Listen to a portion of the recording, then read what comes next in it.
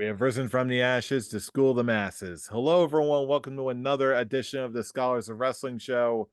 I'm your man behind the microphone and your current reigning Scholars of Wrestling party champion.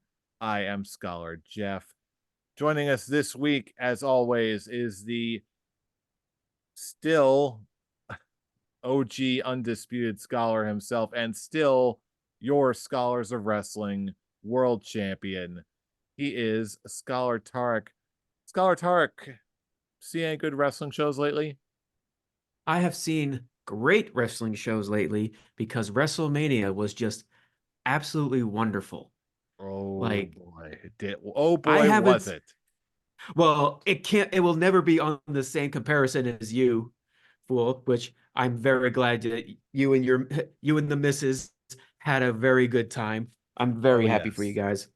And for the record, in case you are watching us on YouTube, the visual version, I managed to get quite a bit of autographs on the party belt over WrestleMania weekend, thus solidifying it as my belt and me going down in history as easily the greatest party champion in the history of this show.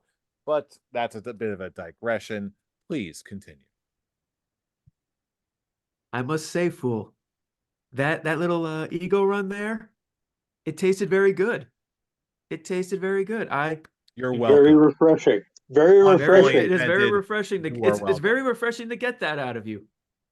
I'm I very try glad not that to be too braggadocious, but sometimes the facts are the facts. It just is what it is. and it's hard to argue that. I acknowledge that. Would you say that fact is undisputed? I'm so proud, Brian. I'm so proud of him. He's I'm on a he's on a heater tonight. I'm just a truth seeker. I'm just looking for the facts, my good man. That's all I'm doing Coming here. Unfortunately, well, coming from myself, and I'll just go ahead and introduce my co-undisputed scholar, Scholar Brian. Hello, Scholar Brian. hello there, Scholar Tarek. I think you can also acknowledge that what Scholar Jeff has claimed could actually be factual. It could. Do we have the undisputed seal of approval? Hmm. I don't know. You're the champion. You go first. Well, in that case, then yes, I absolutely am going to, because you are absolutely right. I am the champion, because I will say the undisputed scholars, you may have had the just experience of a lifetime going to hands down the greatest WrestleMania, in my personal opinion. At least that's how I view it. But okay, now I lost my train of thought. Okay, yes, doesn't matter how like you had your experience. The undisputed scholars had ours by successfully keeping Goldie with us by dominating NXT Stand and Deliver. You had your own mark on it by taking the win for WrestleMania Night 1 in the predictions. And then Brian and I just came in and just swept everything in our clean sweep of predictions of WrestleMania Night 2, which makes and with me taking the whole thing and successfully retaining this title, keeping it away from Charlie's cash in at NXT Stand and Deliver, and just Narrowly. the entire WrestleMania weekend. The Scholars of Wrestling heavyweight champion is undisputed. And WrestleMania is undisputed, and by the man himself, Cody Rhodes has declared himself undisputed. We're enjoying that and ride. I heard We're you enjoying that say ride. narrowly, Jeff. It doesn't matter how close or how far it is. Champion is champion. Doesn't matter an inch or a mile, winning's winning. Yes, we all know. Yes, Hey, and you just now undisputed solidified stays yourself as the greatest undisputed. party champion. Enjoy that high. My Undisputed my stays reign will be undisputed. unlike any Uh, other in Scholars of Wrestling history for reasons that are now apparent. I have left an indelible mark on this title, and while others may and probably will come before me, you know what? I am happy and proud of the reign, and it will not be the last. Let's put it that way. Now let's work on Scholar of the Year so we can actually put you on top of the mountain with us, huh?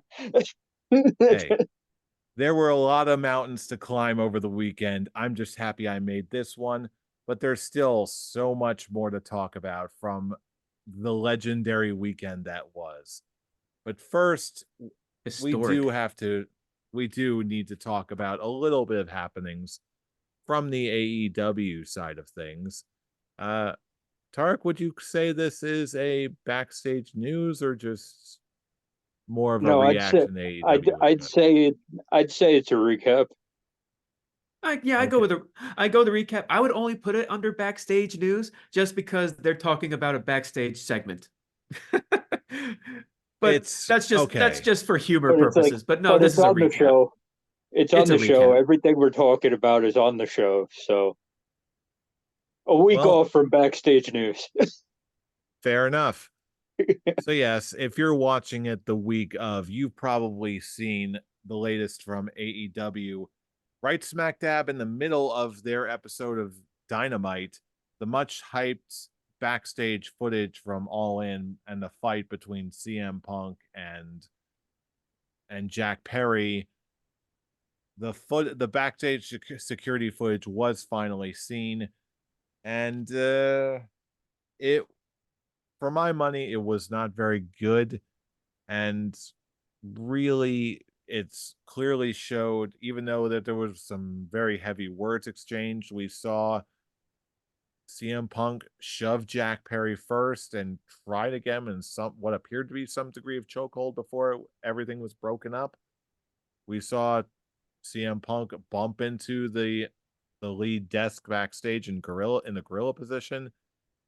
We saw CM Punk yell at who apparently was Tony Khan before he ultimately stormed off. I'll say this right up front. I do not think that this was a very good look for AEW. It was just a big, embarrassing mark on what should be an excellent wrestling company. But ultimately, yeah, I can see what they were attempting to do. But in my view, it just wasn't done to great effect and ultimately clouded so many other great things that were happening on that show. At this point, I would just prefer to move on. But ultimately, Tarek, Brian, what did you make of this? I'll say this. I'm not gonna go as far as to call it embarrassing. Embarrassing would have been, look, there's been many comparisons made online between this moment and stuff that was going on in WCW around the 2000 time frame. Look, okay, if you're one of those people saying that you need to go outside, you need to touch grass, you need to get your mind right because not even close. But here's the deal. Absolutely not. Here's the deal. Okay, this was underwhelming to say the least. Apparently, according to Mr. Meltzer, who I only trust with my AEW backstage news anymore because he's kind of gone off the rails on the WWE side a bit. But apparently, we did not see the whole confrontation. Apparently, there was stuff afterwards where that was the actual moment that Tony Khan feared for his life. That was never in the footage that they showed. It was never a part of it. They kept everything. They showed everything that was going to be able to be used in the upcoming storyline that they're going to do when Jack Perry joins the Elite. So, okay, fine, whatever. I'm just going to say this. There are two ways to handle a situation like that. There's a good way and there's a bad way. And it seems that the wrestlers involved have used this situation the best way they possibly could. It's informed their character work wherever they went. CM Punk in WWE, Jack Perry in NJPW, and the Young Bucks in AEW. Okay, the CM Punk, obviously, we know what he's been doing in the WWE. Jack Perry has used this situation to become the scapegoat, which he's been killing it in NJPW with the scapegoat character. And if he brings it back to AEW, that's going to be great. So, and the Young Bucks have used everything that's been said about them.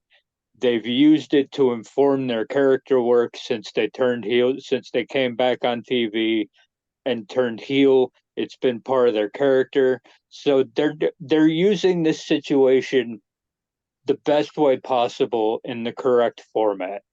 You use bad situations to inform character work, to drive storyline forward, and to move on in the best possible way you can. And then you have Tony Khan,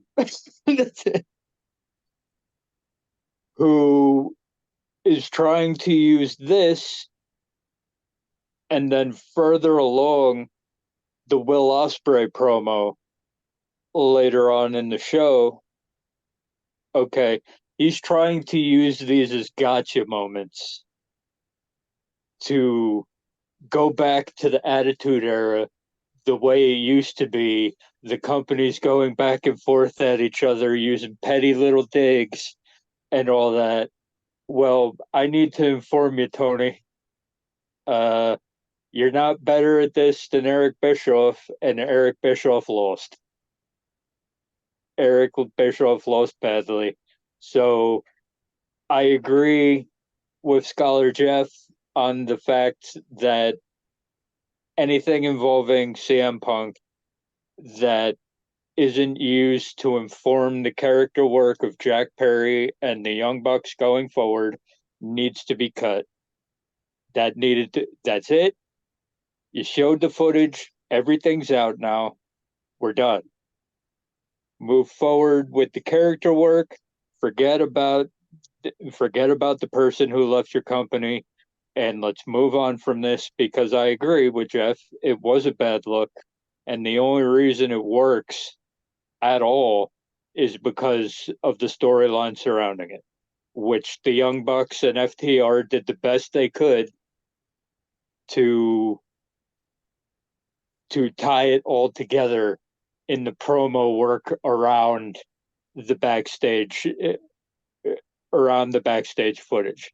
The Young Bucks were funny and petty before actually showing it, and FTR was very passionate and defensive about it, as they should be. They tied it together, and it's like, okay, but we're done now.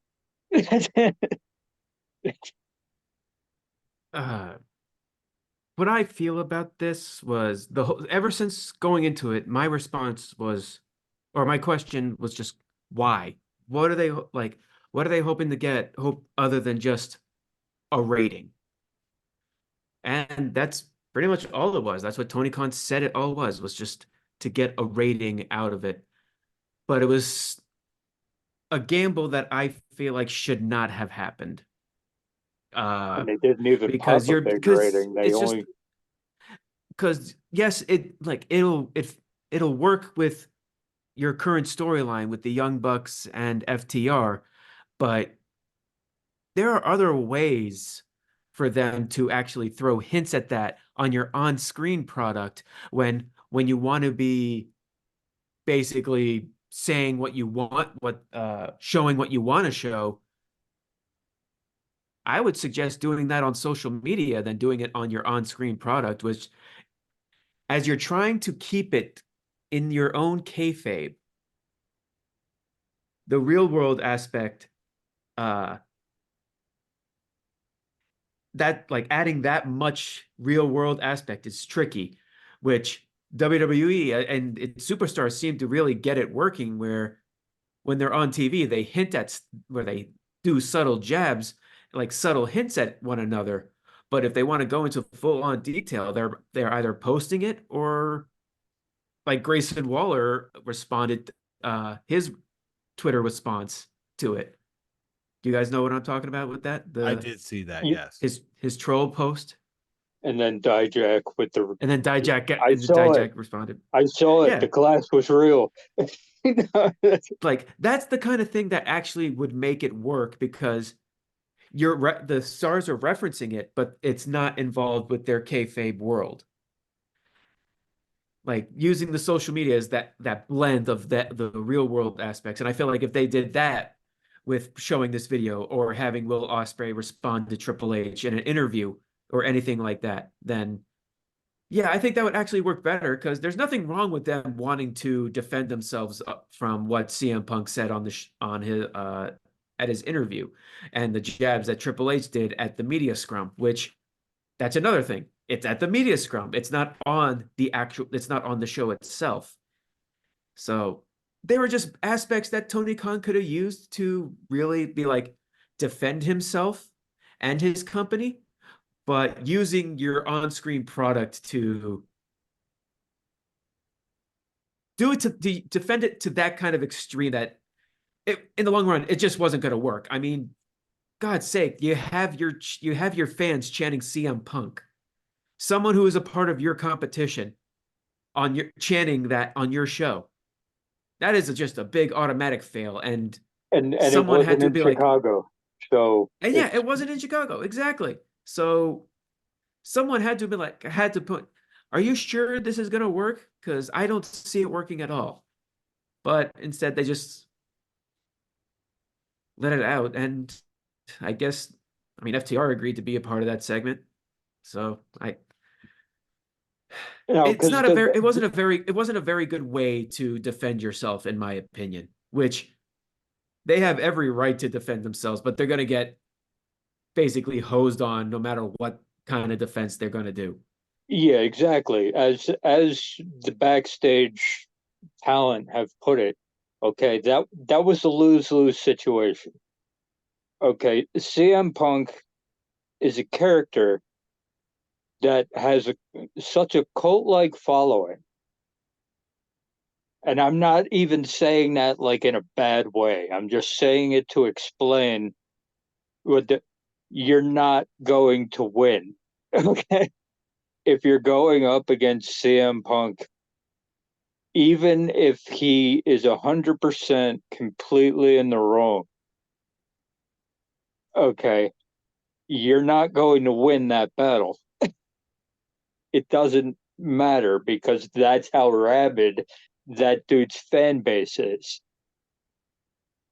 And I don't think Tony Khan realizes that. So stuff that you could get away with, stuff that you might have been able to get away with anybody else. Okay, you're not going to be able to get away with CM Punk. It's one of those you've already lost no matter what you do. Okay, because if you don't address it, then people think you're cowardly. If you address it the way you addressed it, they're going to do exactly what they've been doing. Okay, you lose no matter what. So at that point, it's like just do what you do best and put on good wrestling shows. Put on good wrestling shows and throw those subtle hints of your response to them. You have such creative people that can work their way around this. Hell, even with adding Jack Perry to the Elite stable is just a subtle way of just saying, okay, It was we one could of throw those. subtle jabs at CM Punk, but we're not actually putting his look his ref like they didn't say his name, but just having him on the show. What the Because you're Young pretty much Bucks just have setting been up nothing. doing, just what the Young Bucks have been doing, just like Jack Perry, we love your work, or whatever. With Matt Jackson coming out in a scapegoat T-shirt, it's just like that was working. The last month of AEW television, where they've been going subtle jab for jab with CM Punk in the media and all that, and that was fine. That was working. Why did you have to? It's really just you're pretty much just, I'm trying to find the right word, like vandalizing your product to I try the and at least just for this particular episode of Dynamite.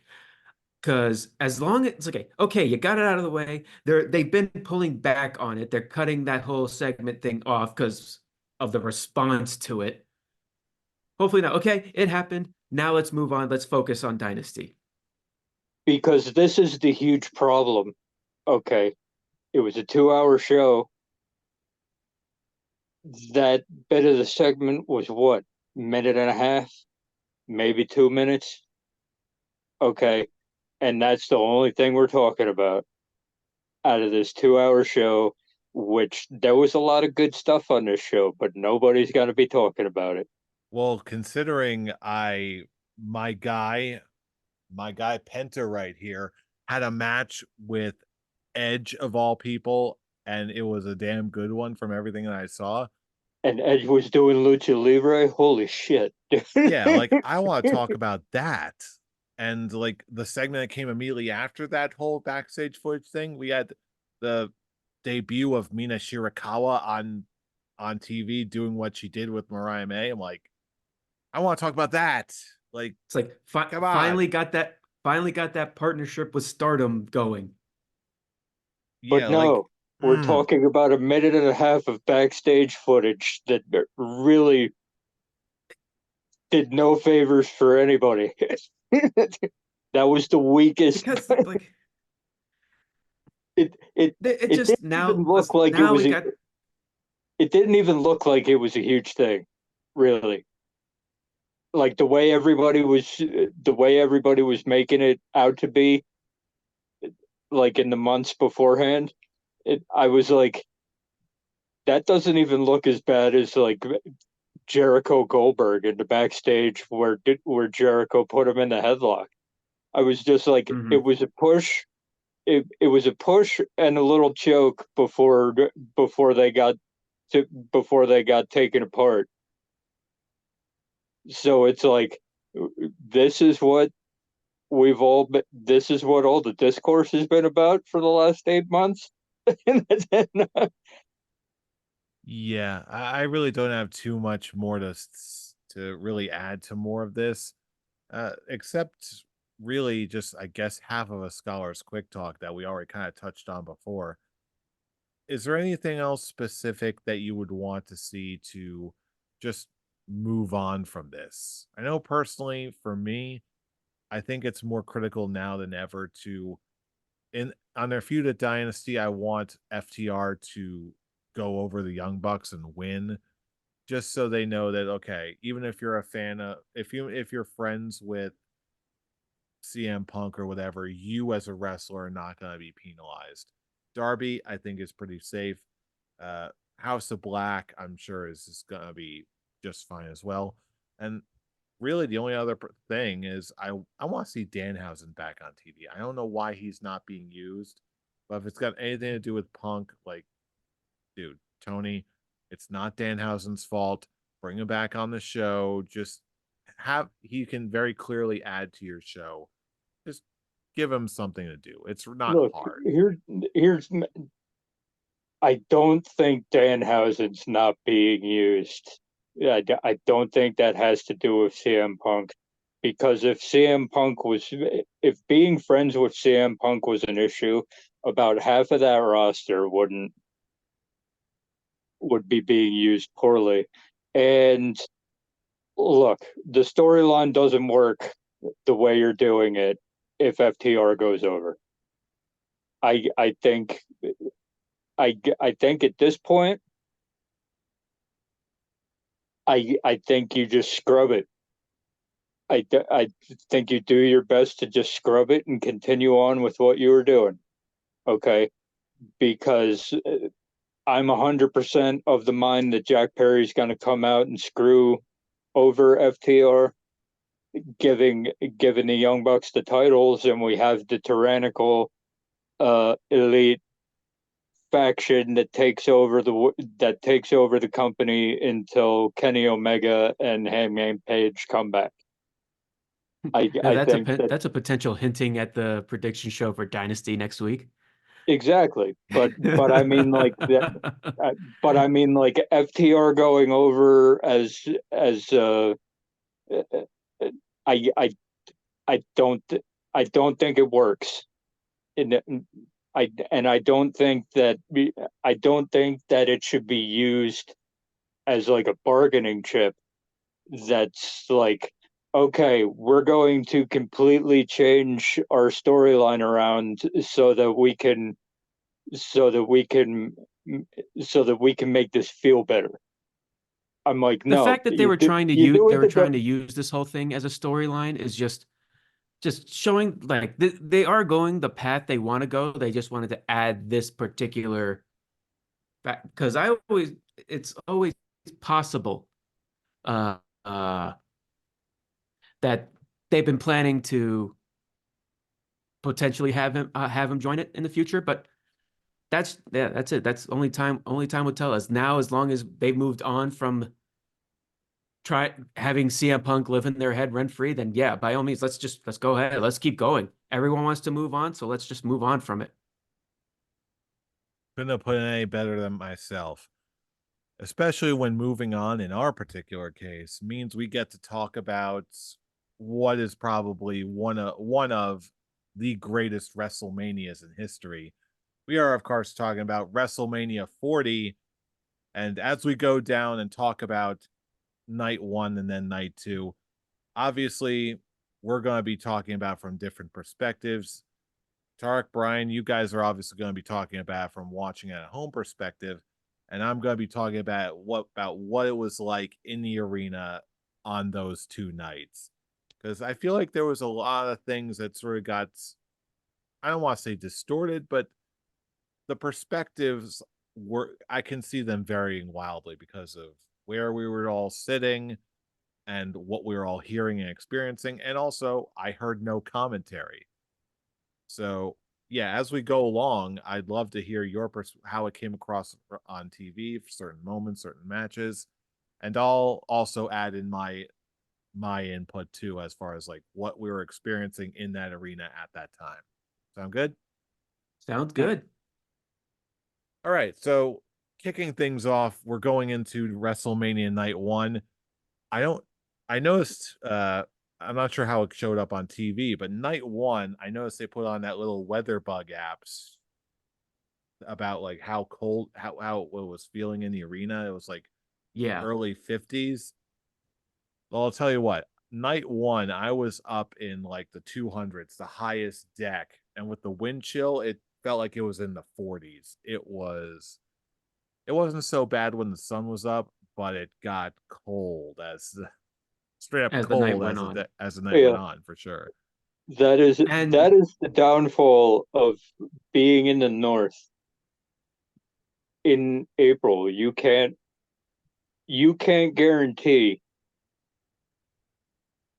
good normal weather at the and beginning of that April in the north. and it really is because that night was just very cold. It definitely really affected the feel that night one had for us watching it at home. Uh, like at first, with opening it with Rhea and Becky, it's like, okay, it starts off a little like it started off a nice slow match, and the crowd were silent, and we're just going, okay, well, this is a very interesting match to choose as your opener. It's like, but it's a nicely paced match, and then it starts getting bigger and bigger, and the crowd starts picking up.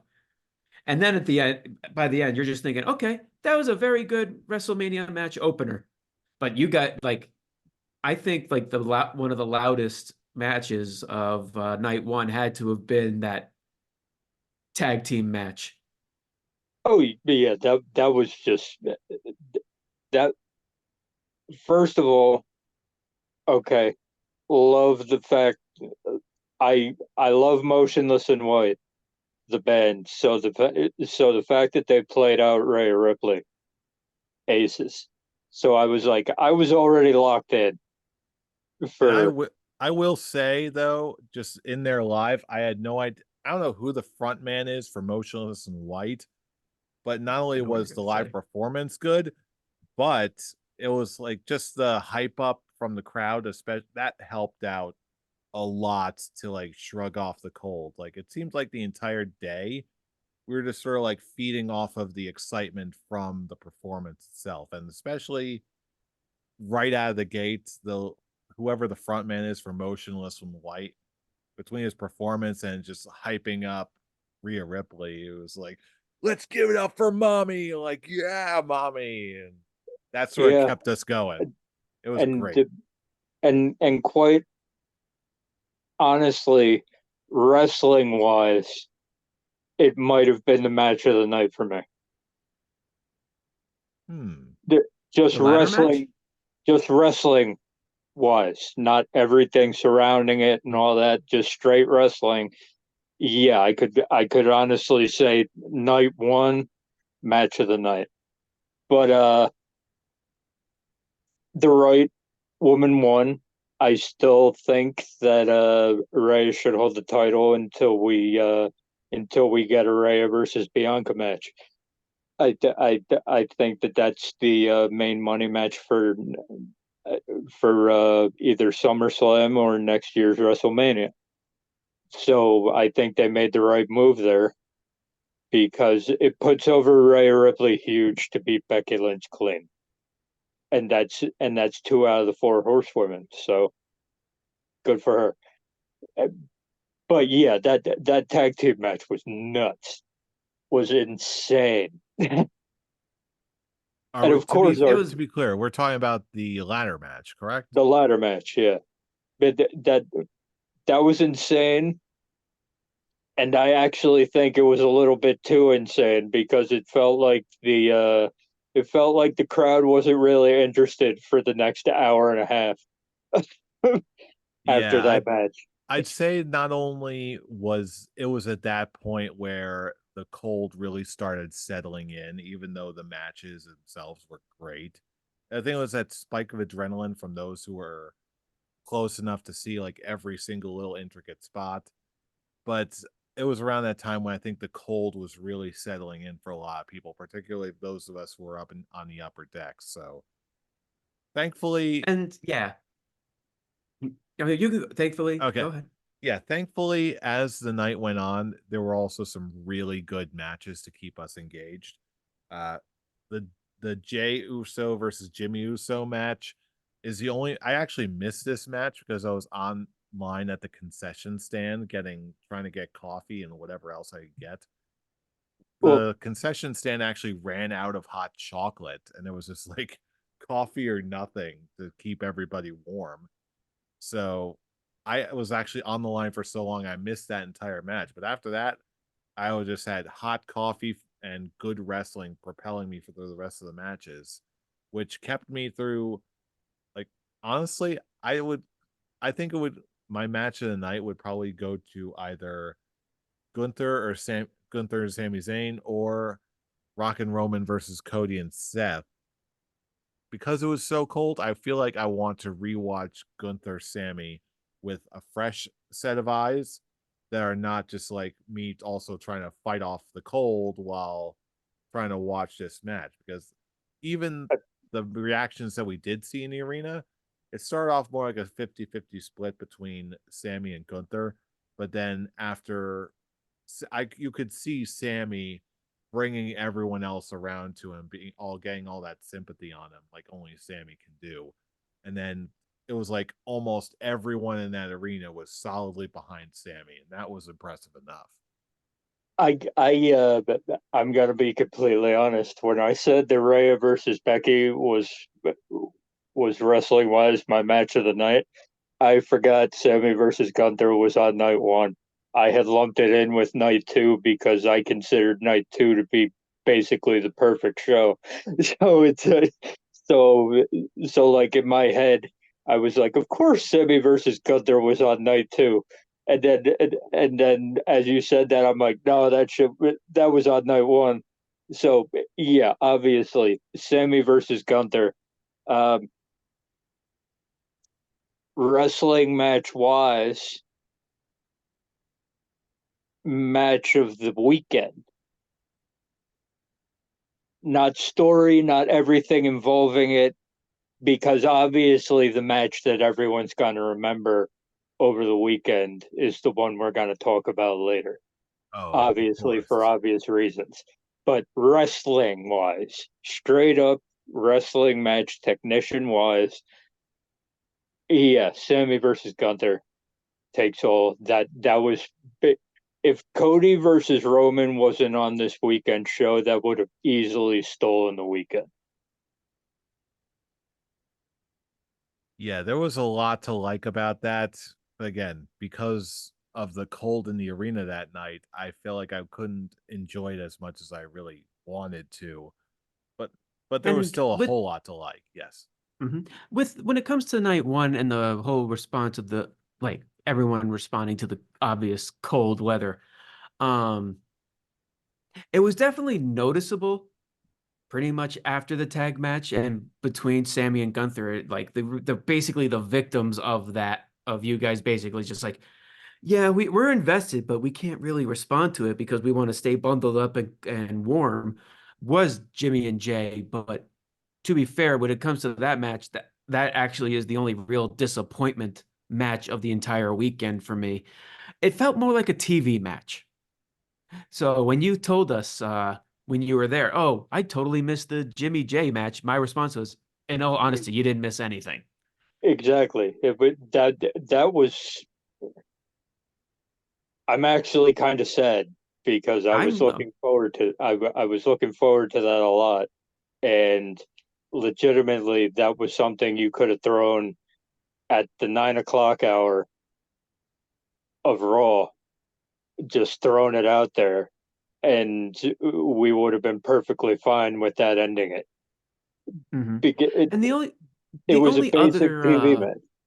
yeah, exactly. It was a TV match. The other victim of that of night one that really felt the effects of the cold was the tag team match between Rey Mysterio and Andrade versus Dominic and Santos Escobar, which actually like really hurt to say because one, you had a great video package that reminds me, I'm like, man, I'm watching the video package of this, and I'm like, wow, this storyline has been really told differently because it's been expanded for so long that when you actually get it in one video package, cutting that extra time, like the time away, it's actually really good storyline. It's with the whole Ray can't really keep a friendship with everyone with anyone, including his own son. Hell, he's had that list long through his career. Batista, Eddie, I'm trying to think of did he He have who a must not be friendship with named. Brock Lesnar? Yeah, it's still. Oh yeah, he who must not be named. Yeah, he has a long history of people that he's working with, that he's in with, and yeah, it just ends up book working against him. And the match itself was actually a really good match. And like you have all these great spots. I mean, hell, that Andrade moonsault off the turnbuckle, that was just a Chef's thing of kiss beauty. indeed. But no one responded to it because, of course, it's freezing. It's understandable. And then you had to have a celebrity, sports celebrity come in and completely ruin the story that was being told. In all honesty, I was predicting Carlito to come in and actually cost Ray and Andrade the match because, in all honesty, Dominic and Santos needed this win in order to in order to keep this storyline going to keep us invested, but they just used it to they sacrificed it just for a celebrity's run-in segment. So I that I was another criticism I had. But other than that, then we got into Sammy and Gunther, and I had basically a tear running down my eye because I knew when I made the prediction of Gunther winning on the prediction show, I knew I was wrong. That that was in a very rare occurrence predicting with my heart. I knew Gunther was losing, but I just couldn't predict against him.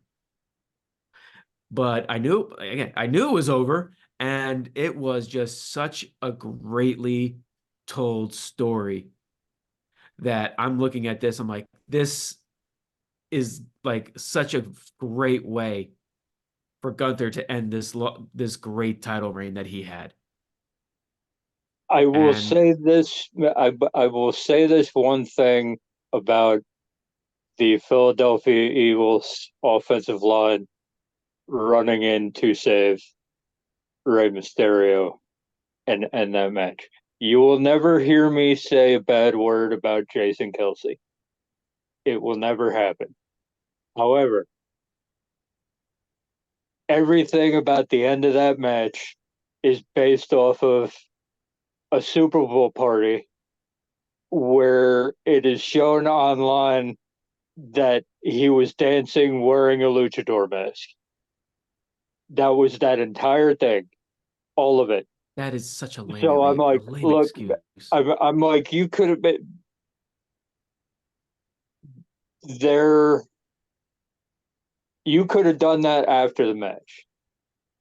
You could have had If you were gonna have him involved in you this, could have you should had have shown him. You should have shown him in the audience instead of having him just be a random run-in of no. it. You have Dominic win, okay, and you have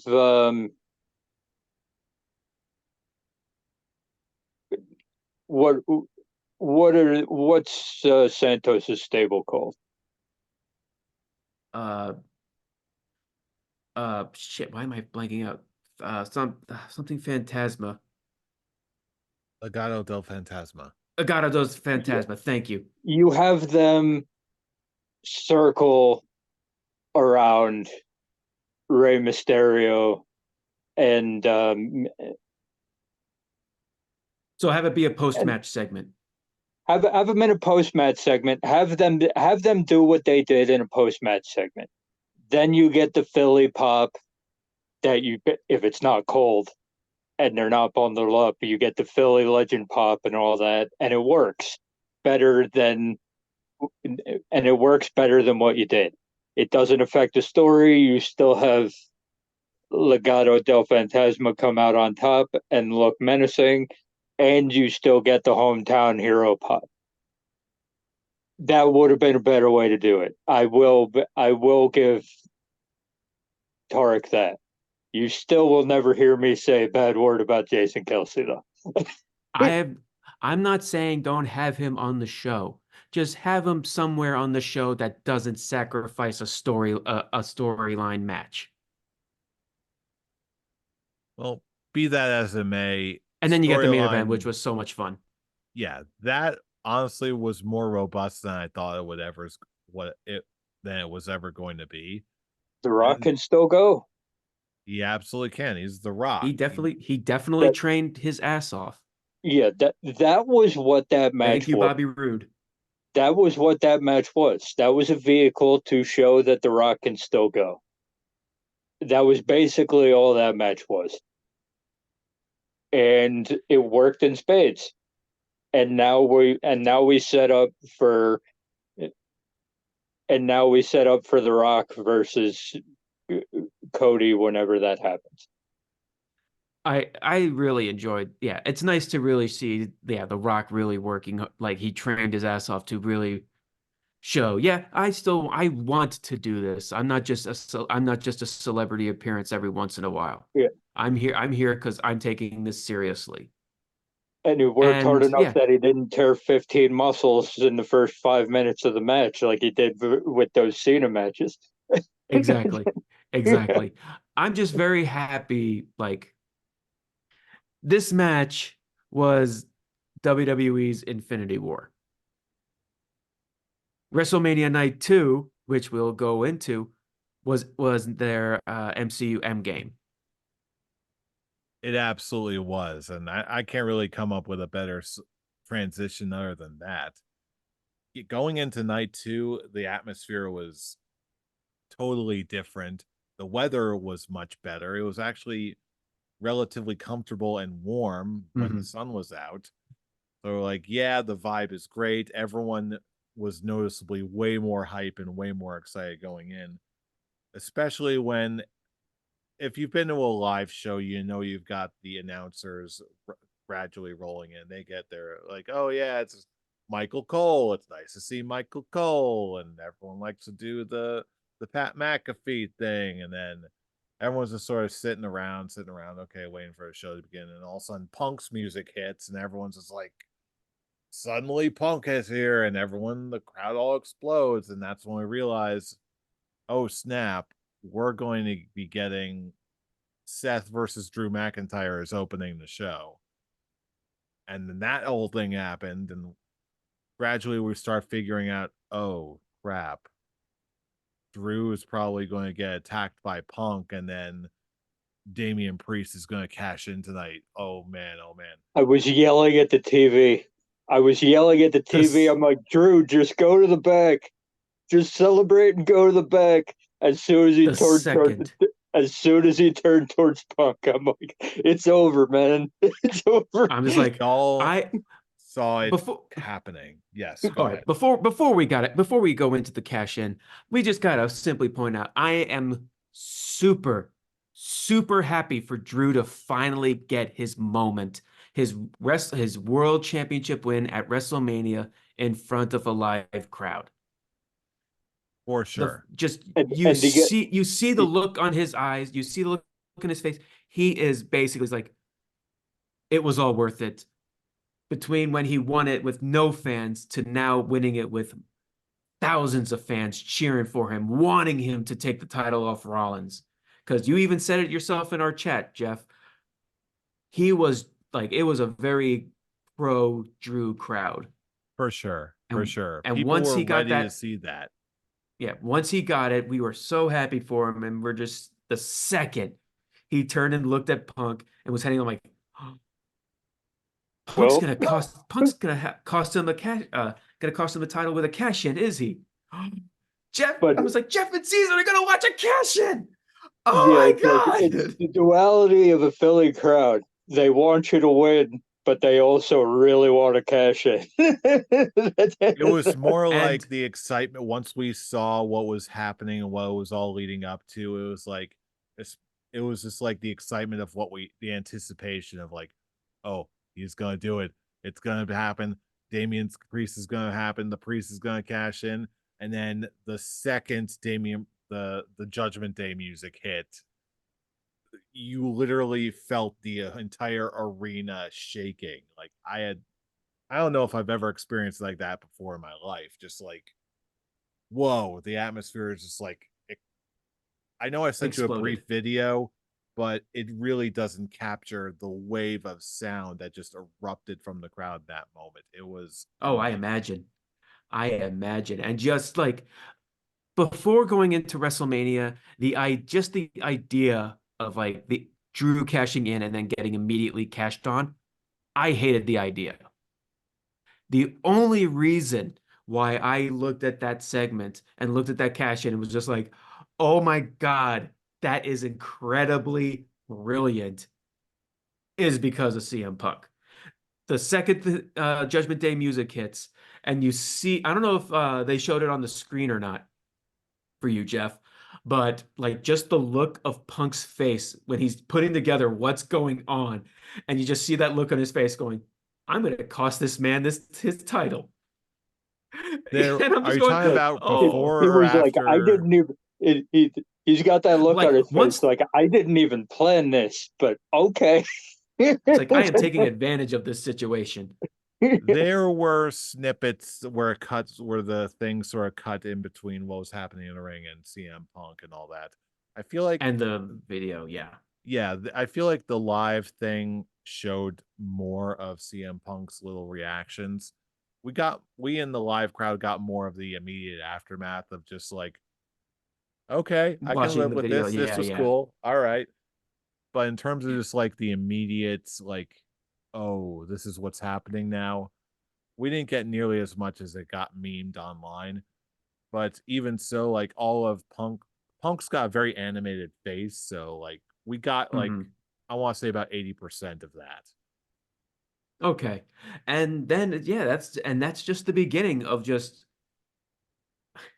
I can't think of a single criticism I have for this for night two. Yeah, Because night two was basically perfect, like you really. can't I cannot think of a single bad thing to come out of that show. I can. Not even a nitpick. I can. What do you As you may be aware, there was a little known fact about that event. Oh, I There think I know what you're talking there about. was a very rare WrestleMania flavored bottle of Prime that was only available at WrestleMania at the Lincoln Financial Field, and I I think I could know. not for the life of me find any. But apparently, it was only given out at like one at like the Pepsi exit entrance thing. Mm-hmm. No, it was nowhere else. You could only grab some there. I'm like, dude, give me the Prime. Like, make it publicly available. Like, come on. No, you Now can't that you do that. Logan Paul's a heel. He's got to make you wander the arena trying to find the And elusive I prime. I have to ask, since you're bringing up the drinks, did you guys get a souvenir cup? I did not get a souvenir cup, but a lot of people did. They were at the concessions, the WWE the WrestleMania Superstore had them all over the place. I'm like, Funny enough, when I I went to 35, once WrestleMania ended, as I was leaving, there were souvenir cups all over the place. So I just picked a couple up and just took them. yeah, I wasn't the only one. There were people collecting like giant piles, ready to sell them on the internet. yeah, a lot of people were really excited about them, but like I was talking with somebody else in my section on night two, like they're neat, I get it, but collecting cups was just never my thing. I was like, okay, good on you. I'm just gonna spend my money on I have overpriced 29 and arena beers 35. instead. Hmm. But But yeah, I guess other than that, was there? But that it's like that's just the whole. It's like gotta find a drink experience. Wrestling show wise, can you think of a single thing? I'm, wrestling I'm, wrestling show wise, that was sort of a half joke on my part. I really can't think Hmm. of too much. It really wasn't a tempo wise, match quality wise. I would put this entire show on par with any other I've been to in my life, it's more especially the when you get to the main emotions event. of it. It's more the emotions of it because you know what's coming at the end. You're so excited for it, and you just slowly get amped. You slowly get more and more amped as the night goes along, and then when what you're hoping for at the end of the night actually happens, okay, it's like euphoria. It's I like will say, if I there will was say that's all anything bad, mostly true.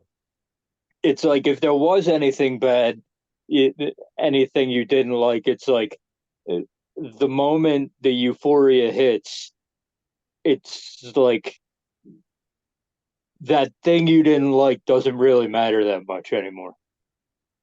But Like then even like again, things night on the Yes and two, lower no. you're card. watching it. Night two, you're watching it. There was nothing disappointing or bad like on night one.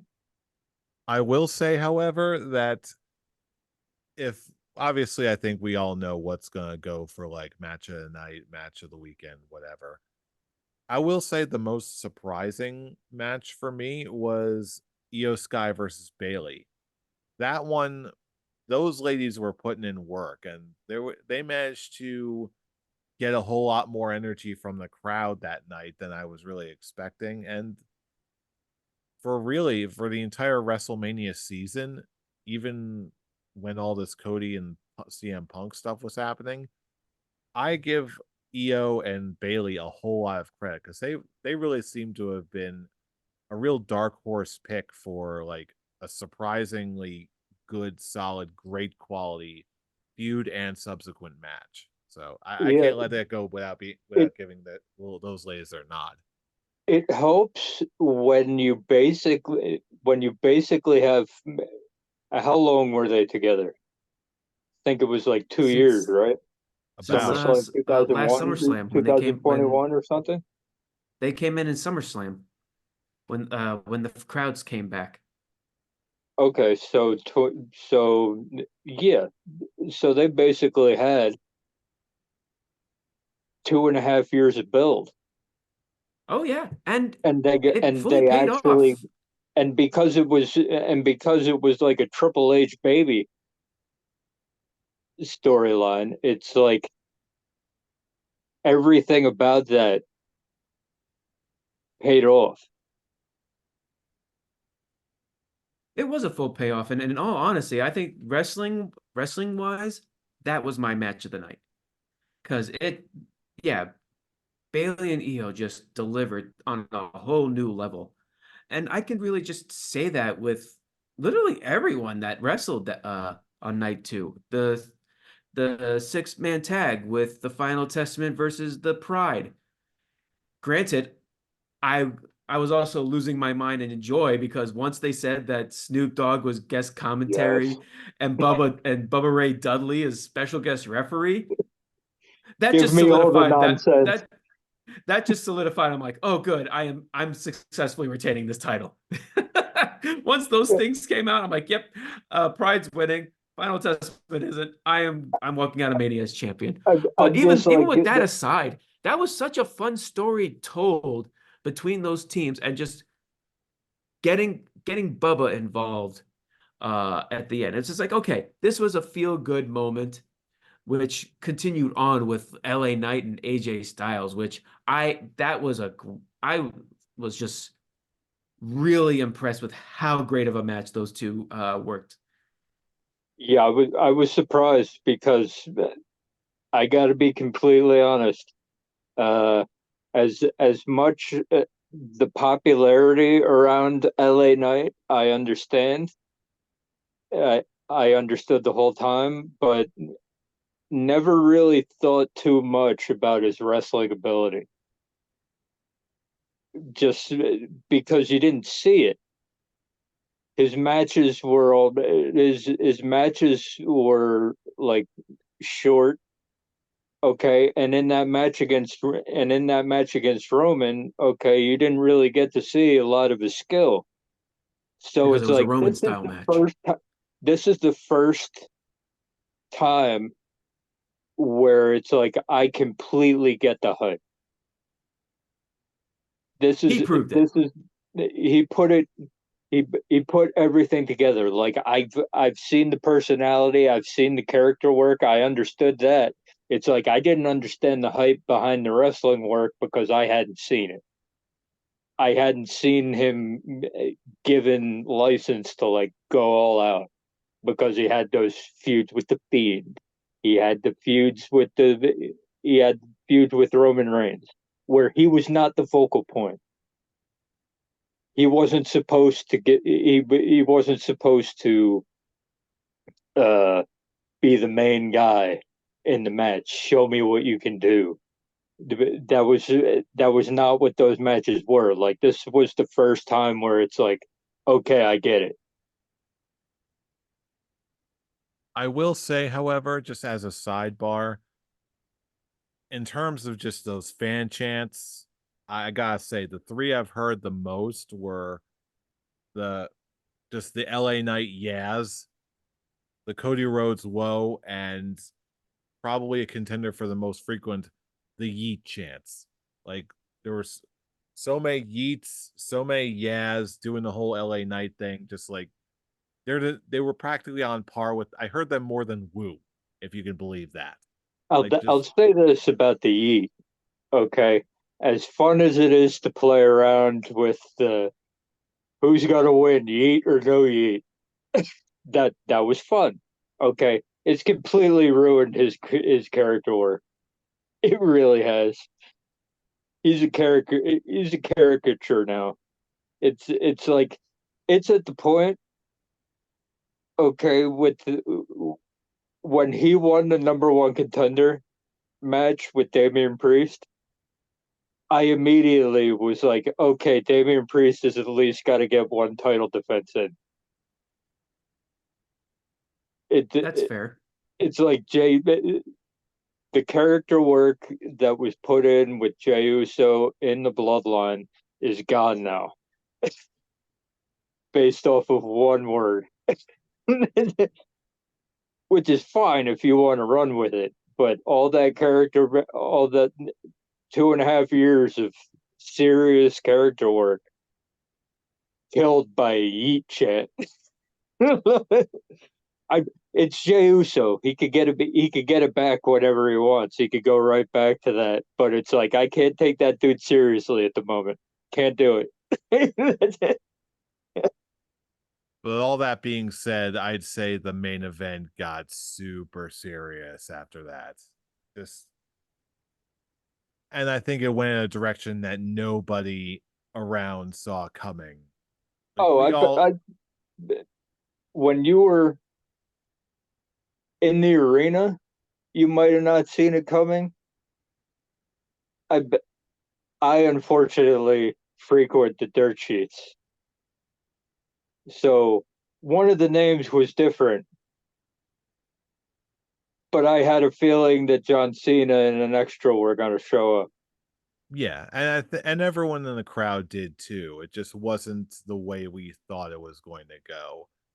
Like we all saw Jay coming. The thing off the stage, everyone popped really hard for. Obviously, knew The Rock was going to be in the mix, all that stuff. I We did knew that, enjoy the callback though. I did, with the Cody doing the multiple crossroads, and after the second one, you just see Solo with the thumb, and it's like, oh shit, this is gonna happen again.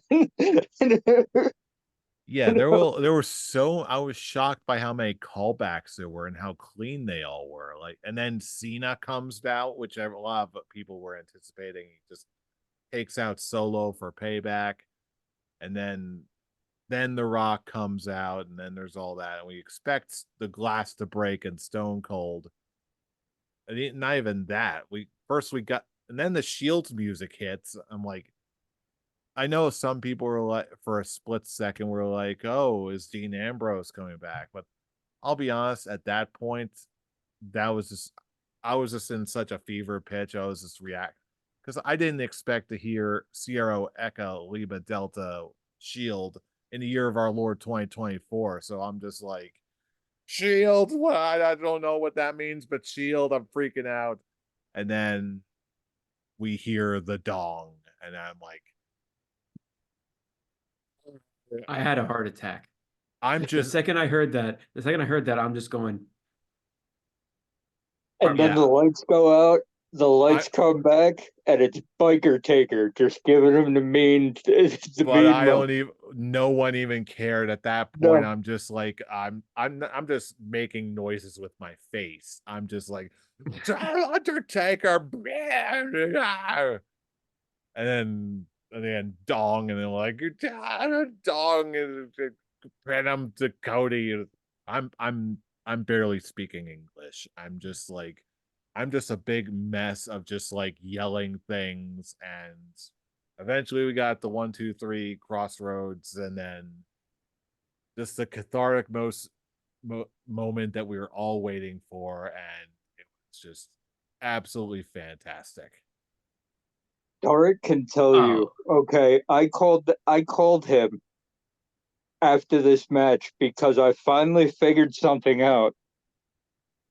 Because I was laughing my ass off when Seth Rollins got taken out twice like a chump. And then I realized that's the bit.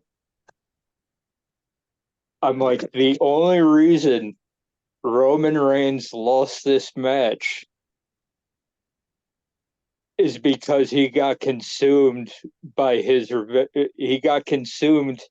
the thought of getting revenge against Seth. when he could have easily taken out Cody when he took out Seth with the chair shot. It's like his Like obsession with Seth Rollins is what cost him it cost him the undisputed title, basically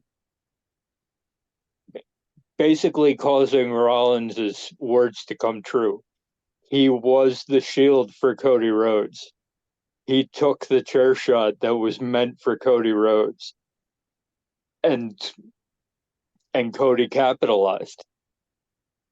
And yeah, that's how Cody won because Roman couldn't get out of his own head.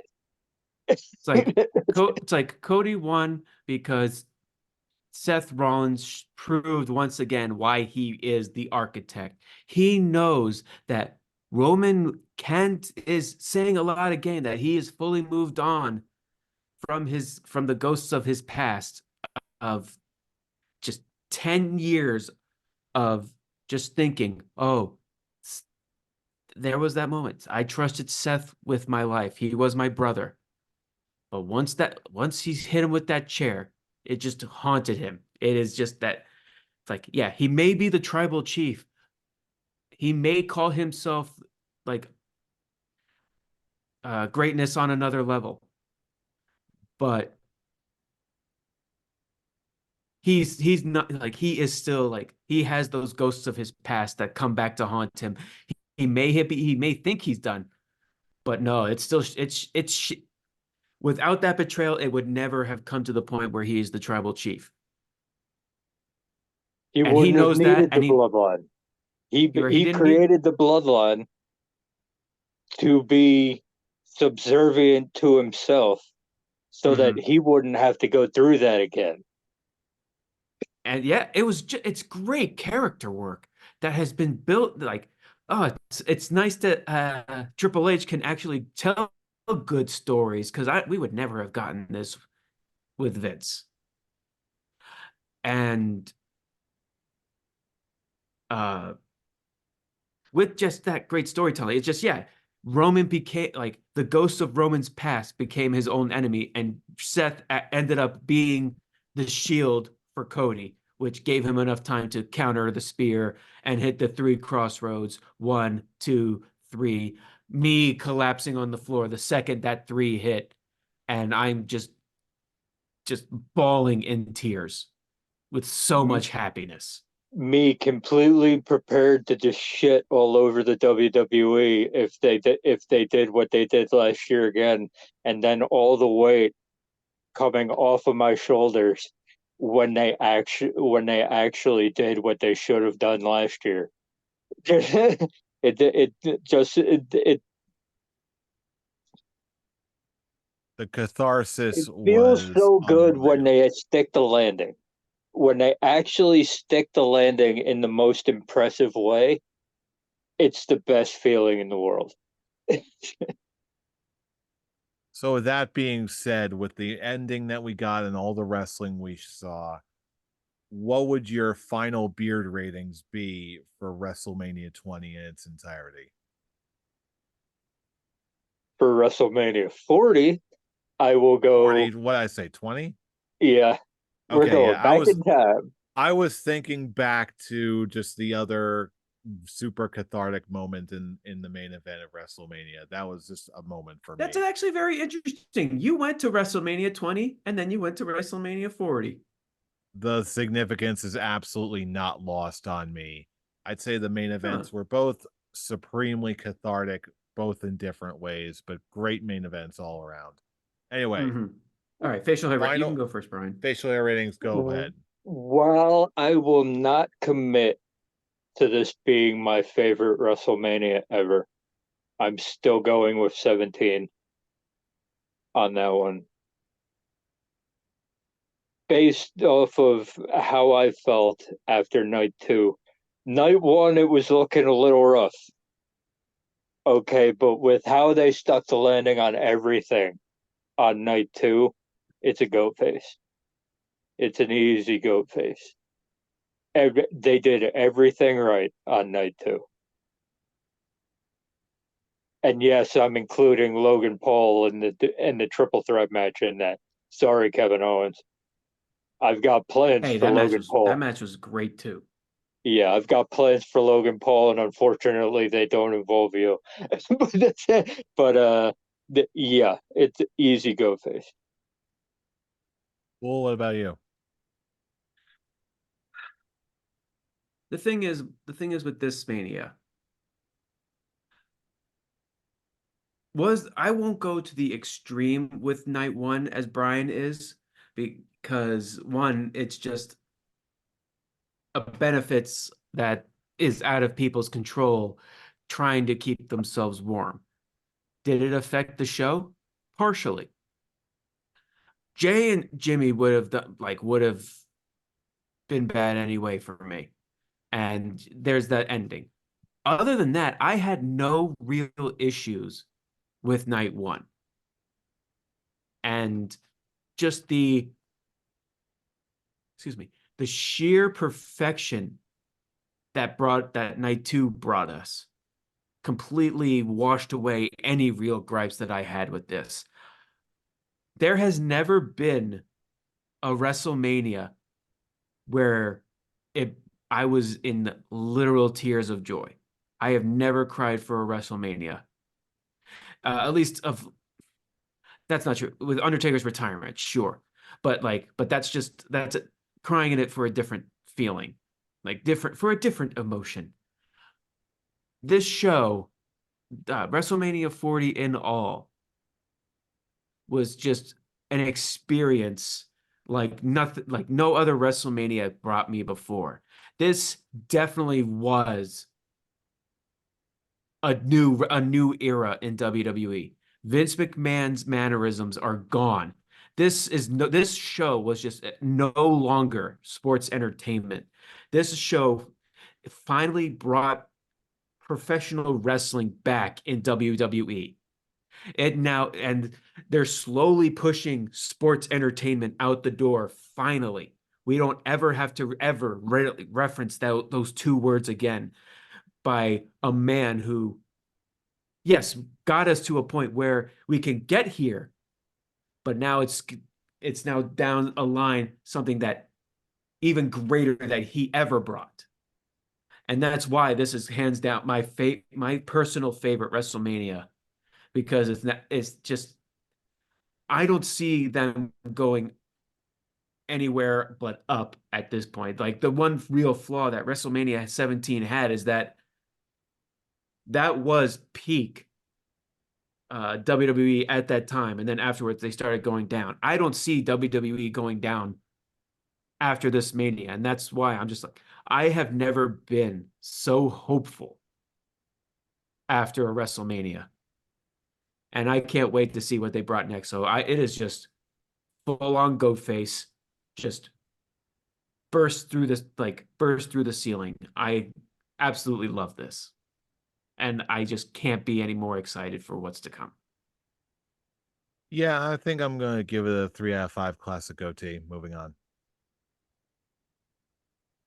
And if you believe Before that, I've got a bridge in Brooklyn to sell you. Come on, this is the easiest goat face. 5 out of 5 stars. Easy out. Frankly, I'm a little. The only thing I'm disappointed in is that I didn't get a louder reaction from either of you for that one, because obviously that was a bunch of BS. This show, obviously, I'm biased. I got to be there, humble brag, whatever, no big deal.